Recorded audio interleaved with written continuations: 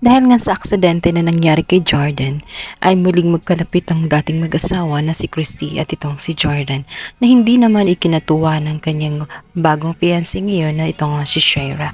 Kung kaya't manggagalaitin na naman ito sa galit at makaramdam na naman ng insecurity mula kay Christy, lalong-lalo na kapag nakikita nga niya itong si Jordan kung paano niya tingnan ang dati niyang asawang si Christy. Dito nga ay kakausapin ni Jordan itong si Shaira. Sasabihin nito kung bakit ganoon ay nagagalit pa rin siya at nagsiselos pa rin siya. Hindi pa ba daw sapat ang hakbang na pakakasalan na nga siyang muli nang matigil na nga ang kanyang ilusyon at pagsaselos dito kay Christy. Hindi pa ba siya masaya? Ang namamagitan sa kanilang dalawa bilang dating mag-asawa ay parang isang co-parent na lang nitong si Tori. Wala nang iba. Subalit, walang tiwala itong si Shaira, lalo na nga't ilang beses na nga niyang nagawa kay Shaira noon na iniwan siya ng ilang beses nang dahil kay Christy. Dahil talaga namang mas mahal ni Jordan itong si Christy. Kung kaya't ayaw niya mapanatag at ayaw niyang kumalma hanggat hindi umiiwas si Jordan, maaaring magkabalikan pa rin sila. Lalo't parehas nilang mahal ang isa't isa.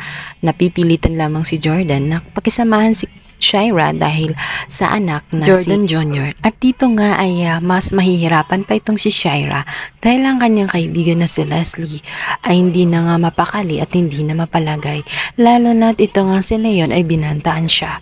Sinabihan ni Shaira na tumigil siya at huwag na sasabihin ang anumang bagay na alam niya, lalo't kakasira lamang ng kanyang mga nasimulang plano. Hindi dapat malaman ni Jordan na ang kanyang anak na si Jordan Jr. ay hindi talaga sa kanya kundi kay Jeff.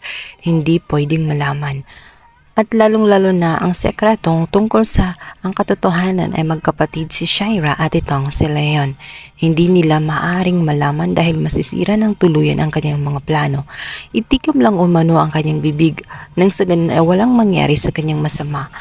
Ngunit nag-aalala ng husto itong si Leslie at sinabi niya kay Shaira na madaling sabihin sa kanya ang mga bagay na iyon sapagkat hindi naman siya ang pinagbabantaan. Araw-araw at tuwing nagtatrabaho siya ay hindi siya mapakali. Umiiyak na nga itong si Leslie habang kausap itong si Shaira. Sinabi nito na nanganganib siya at nangangamba dahil tela hindi siya ligtas.